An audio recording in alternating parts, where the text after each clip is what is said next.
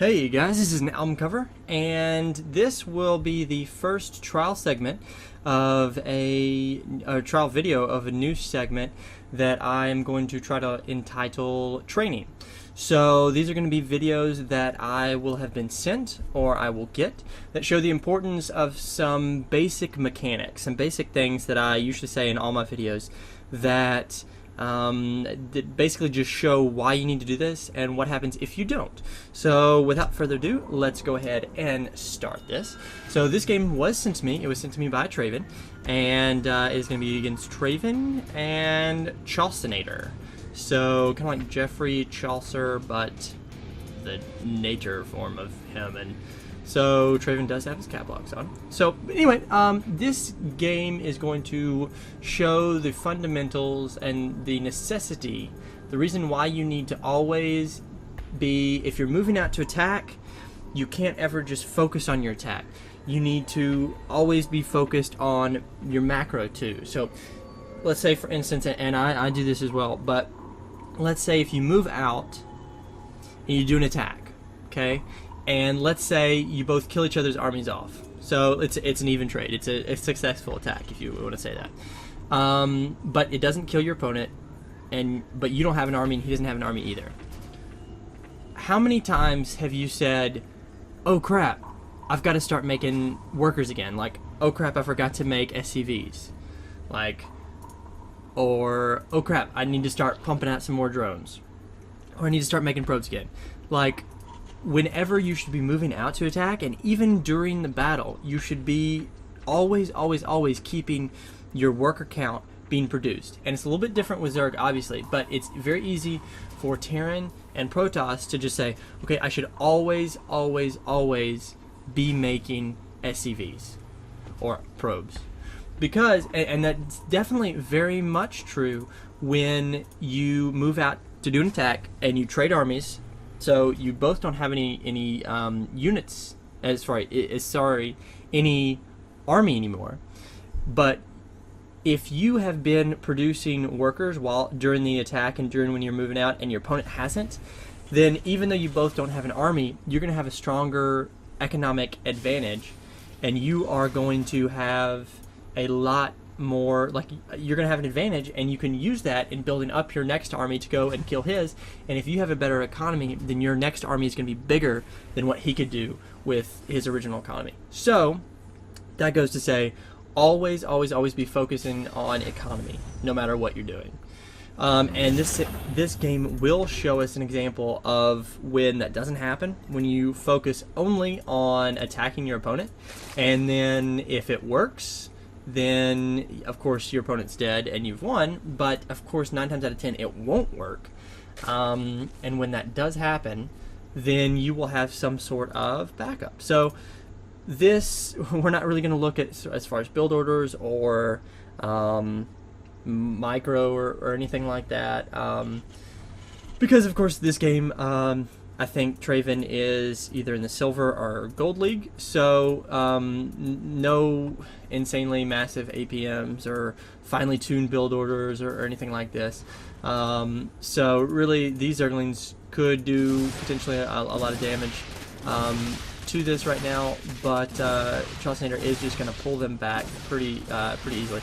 And really, Traven did wisely pull off 4 SCVs, 2 for each supply depot, and he would have been fine. So potentially could have done some damage there, but Traven was able to. He reacted very well. So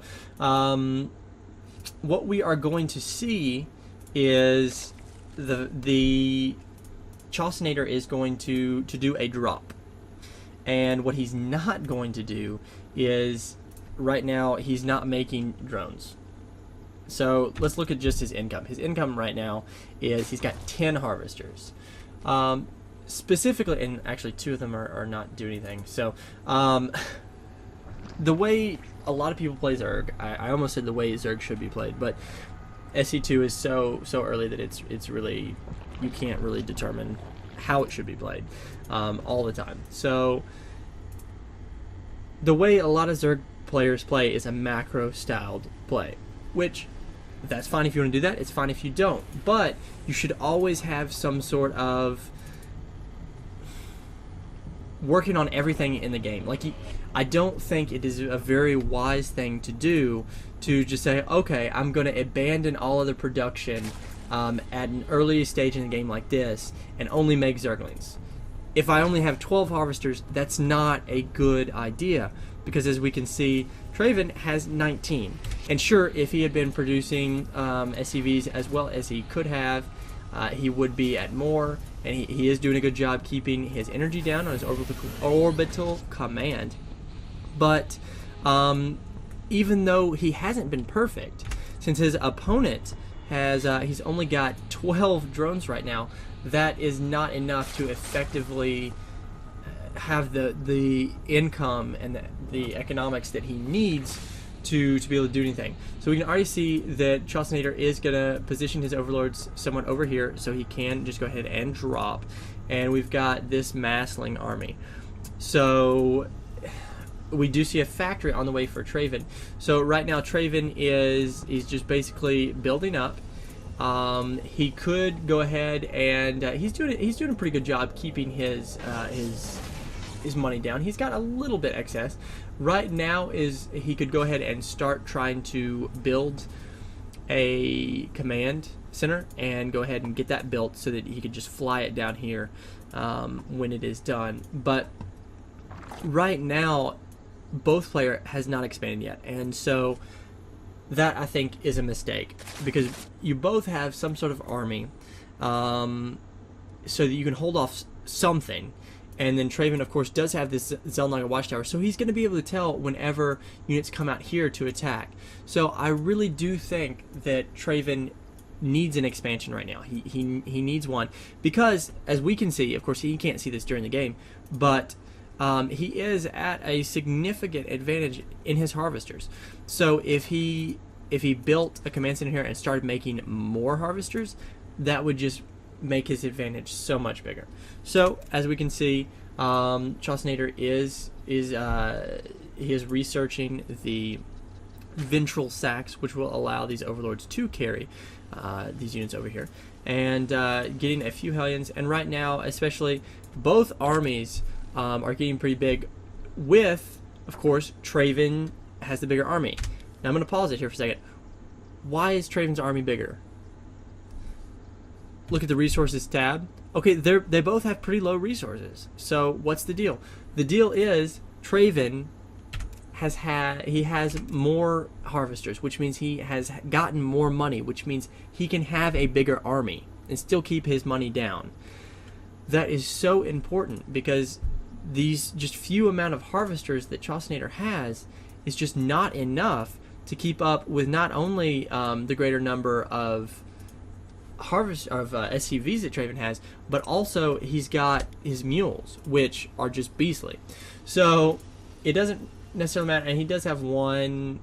Okay, he does have one SCV just sitting over there. So he really only has 20 harvesters actually harvesting at the moment. But we can see that that has created an advantage for him, and that if we look at the units, he's got 10 Marauders, 14 Marines, and a Hellion. He's getting some upgrades right now, and he's getting a tank. So he can have the bigger army because he's focused more on his economics. So this is something that, it's like I said, it's a little bit different for Zerg, because Zerg has the opportunity to choose between using your larva for army units, or using for, wow, he had just enough. That is pretty cool. Or making drones. And a lot of times you'll overreact with Zerg, and you'll make way more defenses than you have to if you see an attack coming, or whatever will happen. But really, Traven is in a pretty good position, because number one, this is all a Zergling army. He's going to spot this relatively soon. He's getting a starport, so he's got, I would say, he can't really afford to use all these unit producing units at the time, but that's another thing that we'll discuss later. But so all these Zerglings come in here, and of course Traven is going to react. Yep, there he goes. He's going to react. Obviously not quick enough to save everything, but all these Zerglings are just going to die. Okay, so like we said before, what happens when you trade armies? Okay, well that's obviously one outcome. Another outcome is you just kill your opponent's army, and you still have a pretty big army, which, as we can see, Traven still has a pretty big army. Now, he did pull off a few SCVs. That was very good. But right now, Traven needs to be thinking, okay, I just killed off a lot of his army, so I bet he doesn't have a whole lot right now. So I should move out to attack, which is, of course, what we are seeing him do. So this SCV looks like did get chased away here from the Zelnanga Watchtower. So we can't actually see going in and poke around with that. But, okay, now what do we see? Chalcinator, he's like, crap, I just lost all my army. What am I going to do? I need to make another army. And that is the mindset that a lot of Zerg, in particular, just because that's the way the Zerg mechanics work, they're like, okay, now I need to make a lot more Zerglings. And that's all he's doing. While income has now been evened out because he did manage to kill some of these SCVs. And of course, like I said before, Traven needs to be making SCVs right now. He needs to be using some of his mules, using some of his energy for mules right now because he is moving out. But really, that advantage that he has had is going to allow him to come in here, and he's trying to load up more Zerglings, and it's just not going to work. Taking out the spawning pool and the queen, and he's able to do that. Again, I keep saying the same thing, but it's so important, especially at the bronze, the silver, and gold, and even some platinum, because a lot of the games that I personally win, they're not because my micro is better, they're not because I have better strategy, they're simply better. I end up winning because I have more units than you do, because I've had a better economy. I've always kept producing probes or drones or SCVs. So that is definitely something that you just have to do. So I'm going to go ahead and thank Traven for sending me this game and for showing all of us why it is important to always focus on economy when you're moving out.